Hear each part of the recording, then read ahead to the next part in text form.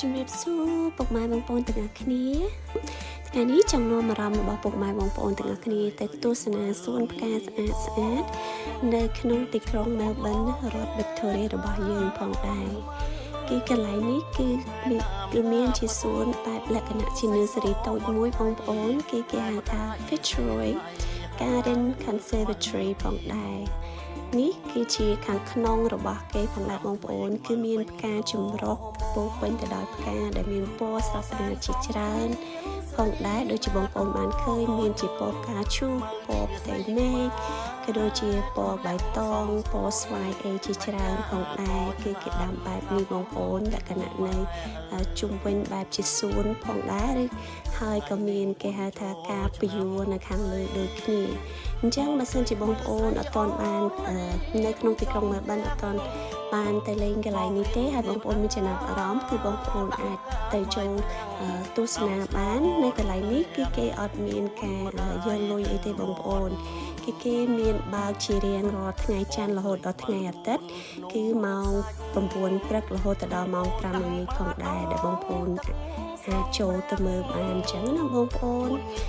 ហើយសម្រាប់ទីតាំងនៅសួនផ្កានេះផងដែរបងប្អូនគឺនៅទីតាំង298 Wellington Parade East Melbourne ផងដែរបងប្អូនបើសិនជាបងប្អូនមានចំណាប់អារម្មណ៍នេះខ្ញុំនឹងធ្វើការតម្លាក់ទីតាំងនៅក្នុង comment ខាងក្រោមផងដែរបងប្អូនអាចចូលទៅចែកមើលទីតាំងបានអញ្ចឹងណាបងប្អូនហើយបើសិនជាបងប្អូនចង់ទៅកន្លែងនេះបែប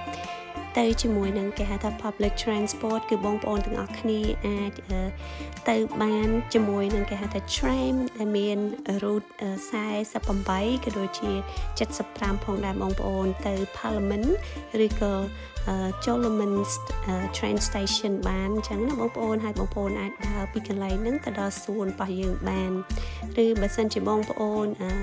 ចង់បើកឡានរបស់បងប្អូនទៅដល់ខ្លួនឯងទេក៏បងប្អូនអាចបើកទៅបានដែរគឺមានកន្លែង car park free ខ្លះផងដែរឬក៏បងប្អូនអាចធ្វើការបង់ដើម្បី parking បានអញ្ចឹងណាបងប្អូនព្រោះកន្លែង car park free គឺមានកំណត់តែបើសិនជាបងប្អូនទៅថ្ងៃអាទិត្យទេគឺបងប្អូនអាច park ឡានបានដោយ free តែម្ដងហើយសម្រាប់ថ្ងៃដែលនេះខ្ញុំទៅជាមួយនឹងគ្រួសារទៅលេងបងប្អូនគឺគេមានគេធ្វើ photo shoot សម្រាប់ថ្ងៃមង្គលការដូចគ្នាបងប្អូនមើលកូនកន្លោះកូនកំមុំបងប្អូនស្អាតមែនតែនហើយពោពេញទៅដោយផ្កាចម្រុះមានពណ៌ស្រស់ស្អាតអញ្ចឹងសម្រាប់ពួកគាត់ទៅធ្វើការថត pre wedding អីប៉ុណ្ណឹងគឺស្អាតមែនតែនបងប្អូនហើយកន្លែង